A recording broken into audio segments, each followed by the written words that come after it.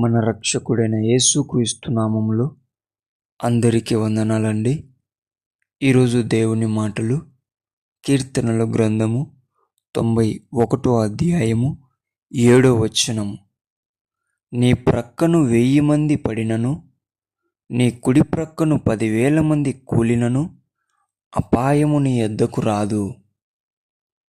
ప్రియ దేవుని బిడ్డలారా, మనం దేవుని మాటను బాగా గమనించినట్లయితే ఆయన చెప్తున్నాడు, సమస్య నీ దగ్గరికి రాదు, శ్రమ నీ దగ్గరికి రాదు అని ఆయన చెప్పడం లేదు. సమస్య అయినా శ్రమ అయినా నీ దగ్గరికి వచ్చినా సరే అది నిన్ను ఏమీ చెయ్యలేదు అని దేవుడు చెప్తూ ఉంటున్నాడు.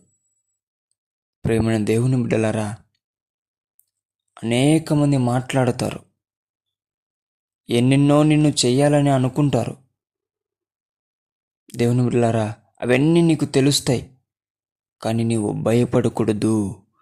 నీవు నమ్మిన దేవుడు కునుకడు, నిద్రపోడు.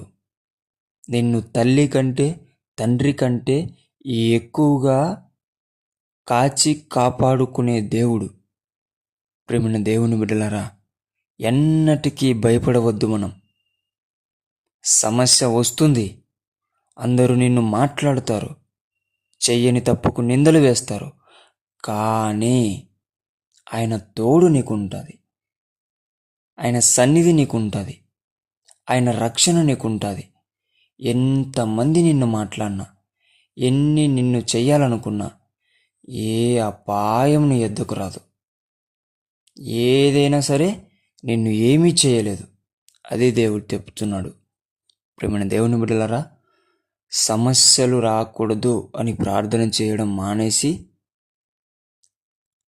సమస్యను ఎదుర్కొనే శక్తి ఇవ్వండి ప్రభువా అని ప్రార్థన చేయడం నేర్చుకుందాం.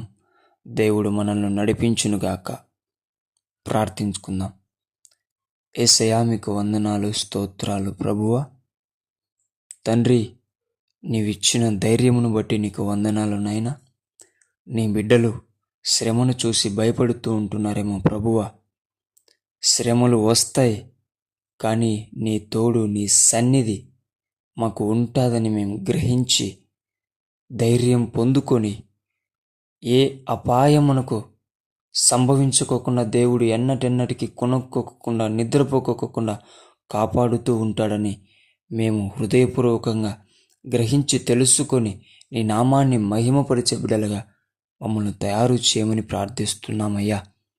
ఇంతటి గొప్ప సహాయము చేస్తూ మమ్మల్ని ఎల్లప్పుడూ కూడా తల్లి కంటే తండ్రి కంటే ఎక్కువగా కాపాడుకుంటూ మమ్మల్ని ముందరికి తీసుకెళ్తున్న నీకు ప్రత్యేకమైన కృతజ్ఞతాస్తుతులు చెల్లించుకుంటూ యేసునామములో ఈ వాక్యం మా హృదయములలో ఫలింపజేయమని ప్రార్థిస్తున్నాం తండ్రి. ఆమెన్.